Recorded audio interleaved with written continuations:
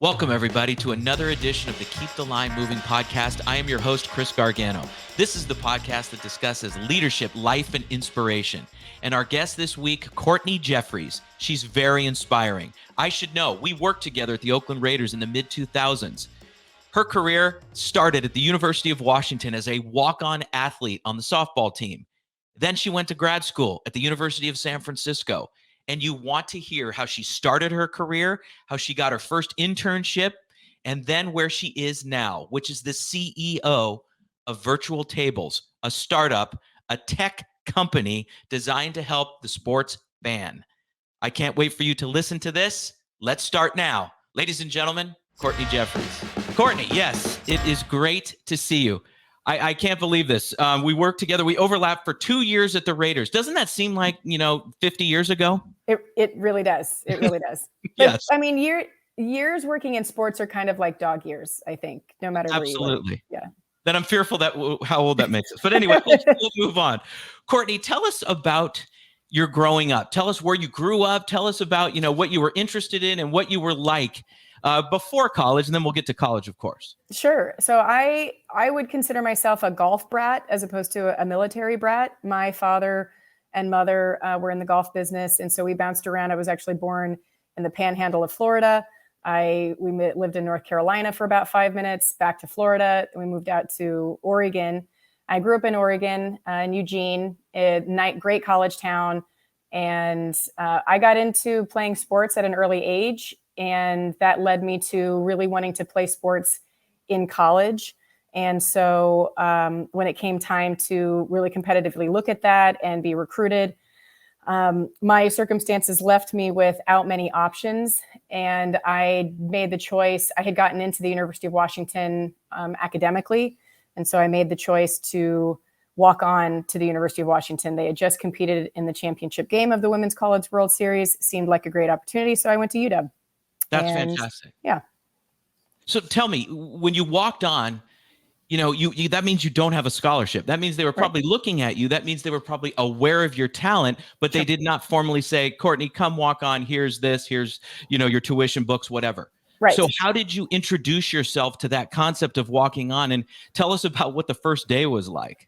I was very nervous. I remember I grew up watching some of these athletes compete on television, right? So now you're up close and personal, and you're quickly aware of where your talent stacks up when you're next to the best of the best. And there were 10 freshmen in my class, and our job was to make the starters better. That was very clear to us. And so I was going to be the best at doing that, right? Whatever you needed me to do, bullpen catcher, you needed me to run defense, shine your shoes, whatever the case was, and which you shined your shoes before every practice and every game at the University of Washington, at least you used to.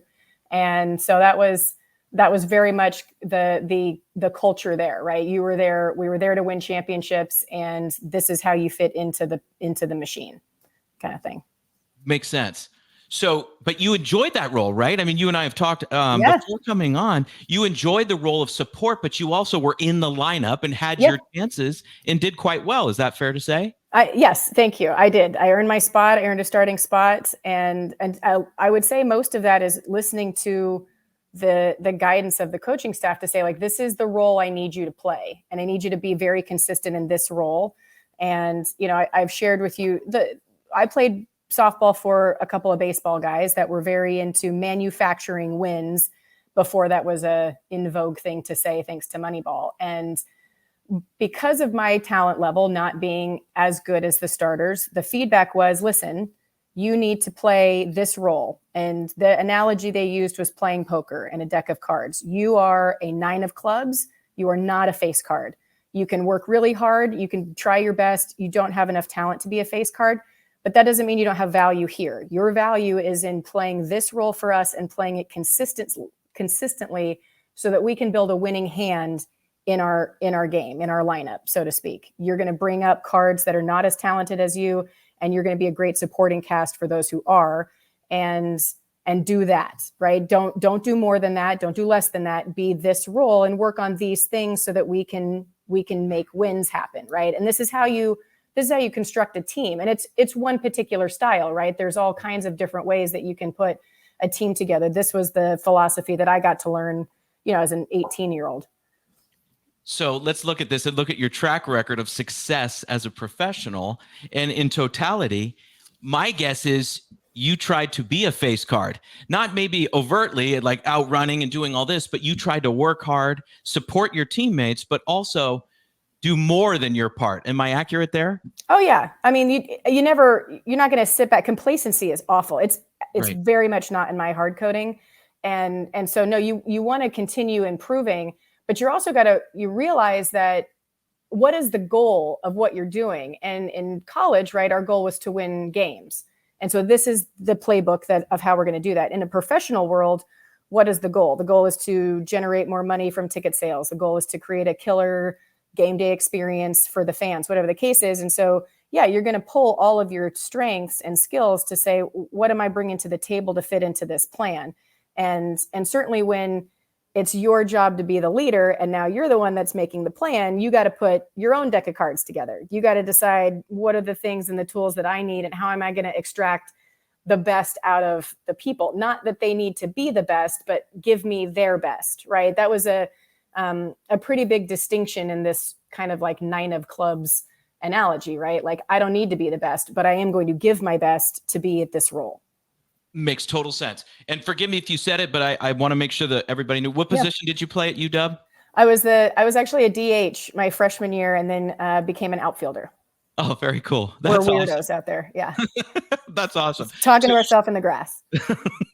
And you started dovetailing into leadership conversation, which I love. However, then you went to the University of San Francisco and got your master's degree. Can you just give us a little detail on that? I'm sure folks listening want to know. Yes. I mean, the true story is I bombed the LSAT a bunch of times and could not find my way into law school with a flashlight and a roadmap. But the point of me going to law school was very much to be a lawyer mind in pro sports, right? Or in sports business. I wanted to be in sports business. This was kind of a new concept back then, if I can date myself horribly.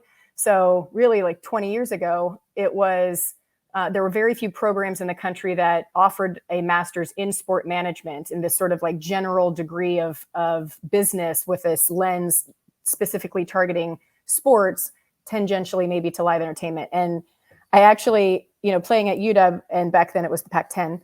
So right. On a road trip to Stanford, I took a cab up to San Francisco and interviewed with the school and then went back down, and I'm sure we beat Stanford. But I really liked the program because for them, it was about turning students into professionals in sports. And so, they prioritized experience over checking a box for the sake of it kind of thing. And so I really liked that program. And that's what took me to the University of San Francisco. And we have a mutual friend, Dr. Rich Cellini, yes, who is one of the professors there. Yes. He was I'll great. try to get him on here as well. You should. Yeah. Absolutely. So Courtney, so you get out of USF and then you enter the professional world. What was your goal? What was your immediate goal? Getting that well-rounded education, your undergrad at UW, then your master's degree as a Don of the University of San Francisco. You were ready. You had sports management in your background. You were ready to go. What did you do? Well, as I'm sure anyone listening who has moved between states, the couch that I moved onto when I moved from Seattle to California, their kid played 8th grade basketball with Mike Lombardi's kid. Mike Lombardi was the head of pro personnel for the Raiders at the time. So I showed up to about a dozen 8th grade basketball games until Mike showed up and had my resume printed. I probably wore the same suit every time because I didn't have more than one, and asked for an internship. And so my goal back then was getting my foot in the door. At the time, I thought I wanted to use sports business and apply it at the collegiate level as an athletic director. And so getting any kind of experience of how you generate revenue using sports and entertainment seemed like the right path to take to go into college. And so I was just looking for any kind of experience and exposure at the professional level. And I mean, I'm not saying this because they might listen to this, but the Raiders they're one of the most historic organizations in all of sports and quite groundbreaking in a number of different ways. And so there were so many benefits to even trying to get to have an opportunity to work for them. So as you know. Yes, we were there together. So you come into the Raiders. Let me get the years right. In 2006. Okay, what was so Mike Lombardi? Yep. He paved the way, and you walk in, but it's all you. It's all you, and we both know that, right? When you're in these organizations, sports or Right. otherwise, it's on you. So, what was Courtney Jeffries like in 2006 as a professional walking into that Raider building? I was stoked out of my mind. I thought this was it. I thought that was it. Like, I made it. Look at this. Look at me. Like, I'm here. Sure. I already did it. I made it. Honestly, and this was true at the Raiders for most of the time that I was there. It was such a mom and pop run organization in the sense that it wasn't a huge corporate organization. So you had an opportunity to work in any department. If they needed support or if they needed a volunteer, extra time or extra hours, there was an unbelievable, truly unprecedented amount of exposure to different departments that I got to work in and work with the executives that were there to help me kind of say, ooh, I like that. No, I don't like that. Where do I take my career from here?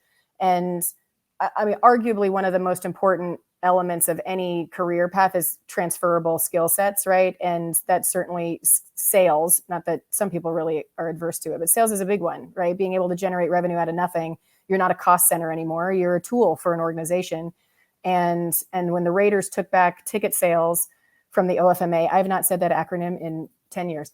It was a huge opportunity for me to, really go to school on how to make money for sports.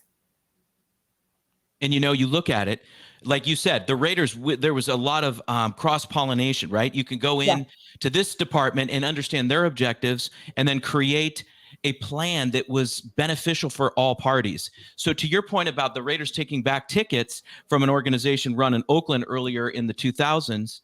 So when that happened, I remember the ticket department was built up. Rob Sullivan and others took charge yourself. Tell me, Mark Shearer, what was it like in those days? The excitement of being able to market a franchise that, yes, had success on the field and 3 Super Bowls, but just the buzz that the Raiders created in that marketplace and how contagious it was for consumers and clients alike. It was.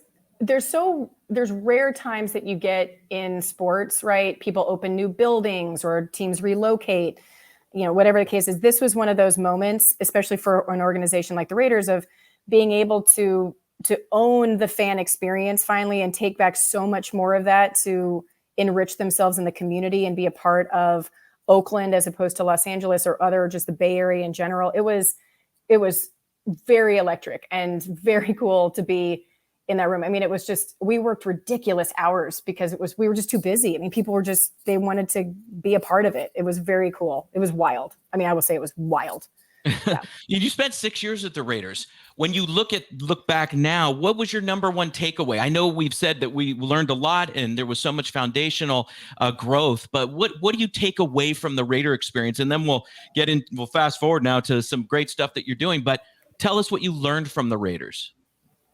I'm going to credit 3 things, 2 of them to 2 individuals. The first one is Mark Bedane was adamant about, I'm never going to ask you to do something that I'm not willing to do myself. And, for those that don't know Mark Bedane, at the time he was in charge of the finance department, later became the president of the Raiders. And the Raiders had a tough egress problem after games of traffic. It was kind of a mess. It really killed the fan experience. And we couldn't quite solve this problem. And so I had him walk up all of the stairs of the stadium to watch the traffic patterns with me. And we would mark how long it would take a car to leave the parking lot. This is a guy that is responsible for player contracts and the value of the company and reporting directly to the ownership group. And he's here, literal boots on the ground, watching how we're going to solve this problem. And that really changed for me how I manage people and understand what they do, right? Not just kind of toss a task aside. The other is, Rob Sullivan, and anybody that's gotten a chance to work for him, Rob Sullivan was our head of the ticketing department, and you have worked with him in a number of places as well. He's people talk about coaches being like a player's coach. He's a coach. He really developed talent and took the time to explain sales philosophy and strategy, and here's the language, and it's an open test book, and go do this now. And it changed how I thought about leaders teaching people how to do their job better, as opposed to just managing humans, right? Like truly developing talent.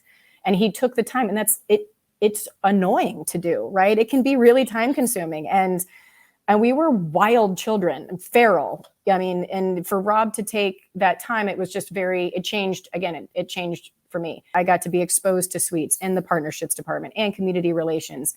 I could have never contributed anything to your department, but if you would have asked me, I would have, Chris. But I mean, I couldn't think of a better place for somebody in their 20s that doesn't know what direction they want to go to get all of this exposure and experience. Really, you look back at things and you take away those experiences. And I loved how you brought up Rob Sullivan and Mark Medane, who are great professionals and great people, and were kind to me. And I'm still friends with both of them today. And I loved how you shouted them out. They deserve it. And that's what I want this podcast to be about, just free-flowing, wonderful conversations about people that have had positive impacts on us. So wonderfully done.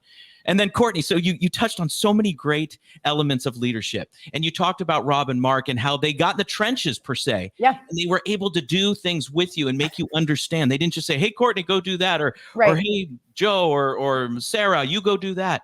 There was involvement and buy-in. Absolutely. And so how did that help you as you started to lead? Because you've been leading since you got out of USF. Yeah. So how is your leadership style developed through great people that you've worked with and you're learning yourself? I mean, under their leadership, you felt like you were building something, right? You knew you were a cog, right? Like you're part of the machine, but you were crystal clear on what the goal was, as opposed to something hyper abstract and very peculiar to try and decipher. What we were doing is very clear, and that's because of their hands-on involvement and being in the problems, right? And now you can take that experience as an example, and now let's apply it more, universally, which is to say, if you go to any organization, there's going to be programs that end when you're there. There's going to be programs that you launch when you're there. They'll be successful. They won't be successful. You'll leave. But ultimately, it's the legacy that you have with the people that you work with that's much more important to focus on. So you're going to lead with people. You have friction with people. You'll have wins. You'll celebrate losses, whatever the case is. But that's such a constant. And especially in sports, where it's like the smallest world imaginable, right? Everybody knows everybody. You're 1 degree away of Kevin Bacon in sports. Right. So you really need to prioritize the relationships that you have much more over the results of programs. And you can probably look at different leaders and see the difference and the distinction there, and assign a level of success of their career based on what they prioritized over the other. So Courtney, as you've evolved and you've done all these great things, I mean, look at you were a COO at Stadia. You are now a CEO at Virtual Tables. Let's talk about an evolution. You went from the team, and then you went from the conference, the Pac-12, but then you vaulted into this other area, which is tech and entrepreneur. Can you explain to the listeners, because they're trying to understand and improve their journeys, explain how that transition took place and how what you're saying, your legacy, is so important in that space? I'm hyper passionate about this, because anyone who's listening who wants to throw their career away to do startup life, let's talk first. I'm not telling you to not do it, but let me give you some playbook here before you do so, because what's really interesting about my path into tech, when I was a VP at Madison Square Garden, and very much I felt like this is the top. I'm finally in the role that I want forever. I've got my forever job, and I had no intention of leaving. And this guy comes in, his name's Donnie White, comes in. He's a data algorithmic trading designer from Bloomberg, incredibly smart. And he designed a system. He designed what's called a natural language processing system, which is alphabet soup for basically what Google does, right? I can type in a question to Google in my natural language. Who's that guy from Law and Order that I know, right? That's natural language. Right. And he was going to apply this solution in sports. Meaning I'm going to source all of the questions that a fan has about their game day experience, and I'm going to automatically answer them with a bot based on my natural language. And his whole thing was, the value proposition is going to fix wasted hours by a staff. But what he's really doing behind the scenes is collecting all of this data to understand the frequency with which somebody is going to ask about parking. How quickly can I get into the stadium? Where do I find beer? Where's a kosher hot dog? And at the time, I thought it was a very compelling solution. I thought Donnie was incredibly charismatic. But it occurred to me that I was at the Raiders before they had Twitter. I was at the Raiders before they had a proper CRM system and data collection. Had I had an opportunity to go that path, would I have taken my career completely differently? And so now I'm at the pinnacle job that I want, and I am faced with an opportunity of reinventing and learning something new and becoming a part of a new source of data for this industry. And it was sort of a, like, what do I have to lose other than like immense pride because I crashed and burned joining a startup from Madison Square Garden? That's a bit of a fall. But I can go back to sports, right? I can go back if I want to. And so as the legend goes, after Donnie came in and pitched the company, I really liked him. I was having a particularly frustrating day. And I said, like, let's go have a beer. And I think it was like 4 p.m. And he and I talked for hours, and he has no background in sports, none whatsoever. And so this friendship evolved, and he would fund my spicy margarita habit every like other month, just to say like, hey, I'm going to go pitch this team. What's important to them? If I design something for Madison Square Garden, what's going to be important to them? And we did that for about a year. And I just did, like, oh yeah, talk to this person here. This is who you should call, and all of these things. And he finally said, hey, listen, I want you to quit the garden and come run sales for me. And usually when somebody says, I'm going to go join a startup, or, hey, can I come work at a startup, or what does it take? What I say to them is, I want you to name the top 5 things that you rely on for success. How do you manufacture success? And now I'm going to take them away from you. And I'm going to make you start from scratch. Like, do you sell because you have a great deck? Great. Now you're going to have to go make your own. Are you effective because you have a lot of leads? And nope, you got to go manufacture those on your own, because that's what startup life is. It is not stay in your lane. This is what my job title is. It is, you got to go figure out how to manufacture success, because you're trying to do something that the entire world has not tried to do before. And that's really hard. That's hard. And it requires a particular level of grit and stubbornness and truly like determination that you're going to come out through the other side, but you're going to be the one that does it. It's on you. There's nobody else that you can point to. So that was what I did. And then the gears started to work and things started clicking. And then it really took off and caught fire. And I sold the hell out of that project, and it was great. And then became the COO, because operations is much more my jam. Like, I'm a great operator. Let me put the systems together for you. And we were in a position to start scaling. I was the 6th employee of Satisfy Labs. They're over 40 now, right? Like, it's a cool thing to be a part of. All right, Courtney, let's transition to exactly what you're doing right now at a company called Virtual Tables. For goodness sakes, you are the CEO. Yes, I had no intention of leaving Satisfy Labs. I was on the bus, right? And a CEO position came along, and it's, like, all right, maybe let's get in the box. Let's see if you can do it. And I'm stubborn enough. So, for me, there was such an opportunity to take my sports background and this intersection of tech and apply it to this company. There were, 3 guys walk into a bar and formed a startup. And that's kind of the history of Virtual Tables. And they all come from this very cool live activation standpoint, people that we would have worked with to do activations outside of game day. Right. And they had a very cool concept that had some major potential. And that's what I saw. And they didn't have a sports lens. They had like a hyper entertainment lens, or a nonprofit lens. And so I remember the interview, and I remember thinking that it was the only interview I've ever had where I felt so prepared to take the job. You always are like, sure, 80% ready for the next promotion or the job that you're interviewing for. And in this one, not only was I really prepared to take the reins, but I was very prepared to tell them why I wasn't the right fit if they were looking for somebody different. Like, I'm not what you would consider to be a technical founder or a technical CEO. GitHub is baby food for, I don't know what it is, right? Like, I couldn't tell you certain systems. I'm dangerous as a product owner. So I told them, like, if that's what you're looking for, I'm not your person. But if you're looking for somebody to help you scale, refine the business model, help with the product roadmap, like I'm the right person for you.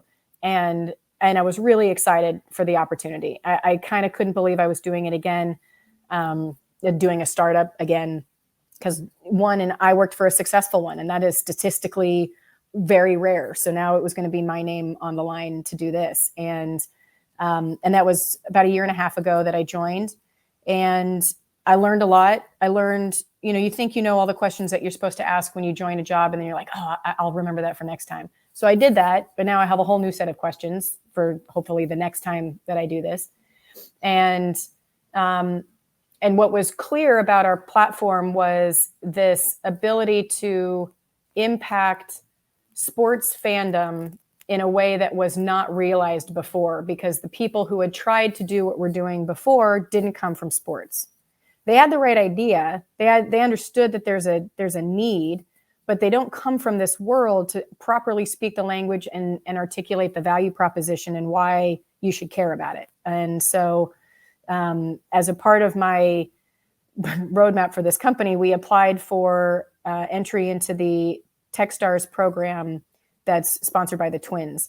And if you know anything about startups, right, what is it, the stat that 90% of startups fail, and it's something like 80% of Techstars startups get funded. And so it's a huge opportunity. It's an unbelievable chance for us to be in this program. And there's 10 other companies. This is the second cohort of the Twins program. And it is 100 days. It is meant to experience a full year of work in 100 days. Every day feels like 3 days. And that's very true. And you're meant to stress test the platform and learn, talk to experts on go-to-market strategy. And do you have the right model? Should it be subscription? Should it be not? Is this a self-serve or is this more enterprise? And come out the other end in a position to be able to really have dialogue with VCs and get properly funded. And so currently I'm living in negative 10-degree weather in Minneapolis for the 13th out of 15 weeks. Pitch day is February 15th for those in the greater Minneapolis area who want to come. And we'll be talking about virtual tables and our virtual venue of fandom in about 2 weeks. Tell us about how much you've learned in this process. 13 out of 15 weeks. Amazing. Yeah. I got to get my thoughts together on this one too. No problem. The first one is, what's fascinating about startup and entrepreneurial life, as opposed to what we have done before in structured sports, is you really want to be yourself as opposed to like the corporate version of yourself, because the people who want to invest in you, they invest in you first. There's this adage that venture capitalists invest in the jockey, then the horse, then the track. And so you are the jockey, the CEO is the jockey, and you are convincing them of this grand idea that you can change the world, this $1 billion concept, and that you are the person that gets it done. It's not that there's this very cool technology in this product that you've built, but it's run by an idiot. It's that this person, this leader, has a vision and a path of getting to world-changing status. And I want to bet on that person to do it.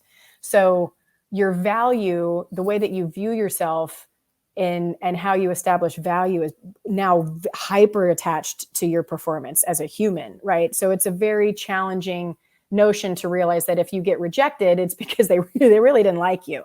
But on the other hand, when they believe in you, I mean, they're like into it. They're into it with you. And so you want to be yourself so that they are into you, as opposed to into like corporate you or into, dev you or whatever the case is. And so here, what success looks like is, did you get your company to the next level and unlock it? Were you the next one to take it to the fundraise? Did you exit the company because you handed the reins over to somebody that was better than you? Like redefining success in this environment is I think very challenging for people that come from a much more structured, like, here's how you define success, right? These metrics, you moved up the food chain kind of thing. You seem to have strong character and a strong personality, obviously, which are advantages. Yeah. It must have been not that difficult to go from corporate Courtney to yourself, Courtney. Am I making it too easy, or? No, Give me your thoughts on that. it was a challenge. Well, let me say it. You know what? These are words that I would use to be celebrated or acknowledged as you in startup entrepreneurial life. Intellectual honesty, vulnerability is rewarded, because in this environment, they want to know what the problem is, because then they know when something's going well that it's really going well. Like, don't feed me bullshit. Like, tell me what's broken. Tell me what you need help with. Let's talk about what's not working so we can devise a solution together. And that would not have been rewarded in our previous lives. Saying, I don't know, saying, ooh, I think we screwed up, or ooh, this isn't working. That is not what's rewarded in sports, right? At least not my experience, I should say. That's probably true. And so to be encouraged to show up every day and say, oh my God, I had such a bad demo yesterday, or oof, I really bombed this development meeting, or I'm having a real hard time with this fundraising component. They like that because they are here to help, and then you solve the problem together. And as I said, it also lets them know that when you're happy and jacked up about something, they know that that's real. Then they're like, okay, so this is going well. We don't have to focus on that. And that was hard for me to be honest, vulnerable, transparent about things, as opposed to like, everything's fine. Yep, I got it covered. And that it's a cool community to be a part of. What you said about like the honesty and the transparency and the vulnerability, those are such wonderful words and concepts for all businesses, in my opinion. But I get what you're saying, that if you show that sometimes in certain corporations, companies, or industries, it's looked at, But don't you believe that? I mean, isn't it so much more refreshing what you're dealing with now? Yeah, it is. And it's and such an important skill set too. And there's different ways of delivering it, right? Like, they're not saying, hey, come tell us how it's being burnt down. What they're saying is, don't wait until we can't help you. And that's true for, I think, hopefully listeners don't have many examples of this, but I'm sure that they have one or two of either somebody that worked for them, or they themselves got into a bit of a pickle and are like, I can do it. I can fix this. I just need to, let me call so-and-so. And then we'll no one will know that it happened. And you reach a point where if you don't fix it, like, it's well past being fixed. And so no one teaches you how to say, listen, I have screwed up and I need help to unravel this, or I have to inform you about this, because there's such a fear of, termination, or there's punishment. And that is, unfortunately, and again, this is the time that I worked in sports, you were meant to be so grateful to work in the coolest industry in the world, that vulnerability, mistakes, and errors put you at risk for being put out of that universe, right? As opposed to having leaders, and we've talked about this before, leaders being trained to help the people that work for them, right? Or who work on their team. And that's definitely not what I want for virtual tables, right? We've said, like, we will make mistakes. We will not make the same mistake twice, but we will make mistakes, because we're trying to do something no one has ever done before. And so let's get out in front of it and have, like, ultimate transparency when it happens, so that we can address it together, learn from it, like, improve, go forward, all the things. And I know that's the culture we want. And that's incredibly informed by who I've worked for, without a doubt. You're probably going to get mad at me, but I got to ask you anyway. Go. You've been doing it all day. Give me your 30-second elevator pitch for exactly what Virtual Tables does, because of the millions of people that are listening. Sure. They are going to log on and become part of the universe. Are you ready? Go ahead. Virtual Tables is the virtual venue of fandom. We recognize in sports specifically, there are 3 billion fans worldwide, and the stadiums and arenas hold only 5% capacity for that. So right now, 95% of the sports world has no access to their fandom in person. And with all of the advancements of technology over the last 10, 15 years, among those experiences, the only place that you can get an autograph is in person. And so on our platform, we have recreated in-person live experiences in a virtual setting.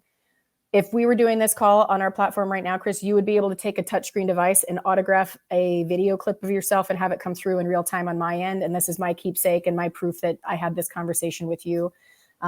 There's all kinds of avenues that you can take, but we believe that there is a better solution for engaging the remote fan, and there is money and data and brand loyalty that is completely ignored. And here's how I'll prove to you that everyone knows that this problem exists is if you missed a game, here's a streaming service that you can buy. If you missed a player appearance, go follow their social media account. If you missed a fan fest, go read about it online, right? Like we know that they're there because we do these efforts, but they all talk at fans. They don't engage. There's no two-way formula that really impacts the fandom. And you're going to lose your fans. They're going to follow the players instead, or they're just not going to show up. And we already see that problem in certain sports and arenas and teams. So we believe that this is the future of live engagement.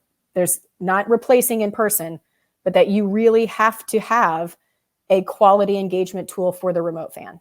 All right, Courtney, this has been fantastic. Thank you. I'm so honored. Thank you, Chris. Wisdom everywhere, and we're rooting for you. I mean, my gosh.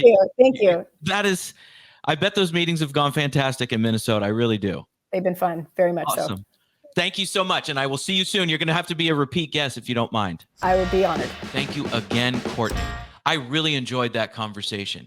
What's the takeaway? Well, let's look at this. There are several in this one because Courtney always had a great takeaway from each and every one of her stops along her career. She always was learning and explained to us what those learnings were at the Raiders, at Pac-12, at Madison Square Garden, then into the startup world, into now where she is as a CEO of Virtual Tables. That's quite an accomplishment and quite a career, and she has so much left to do. In fact, probably tomorrow, because she's still part of that 100 Days Accelerator program sponsored by the Minnesota Twins. Again, we thank you very much for watching, listening, and however you're consuming this podcast, please leave a like and or subscribe. You know we would appreciate it. For Paul Salazar, our podcast producer, I am your host, Chris Gargano. We will see you next week, everybody. Thank you so much for listening and watching. We thank you for listening to Keep the Line Moving. We would love it if you subscribed or left a review. For more podcast episodes, check out our YouTube page. If you'd like to work with the Gargano Leadership Group, check out our website. This has been a GLG production, copyright 2023. For our podcast producer, Paul Salazar, and our marketing coordinator, Savin Narwal. Have a great week, everyone.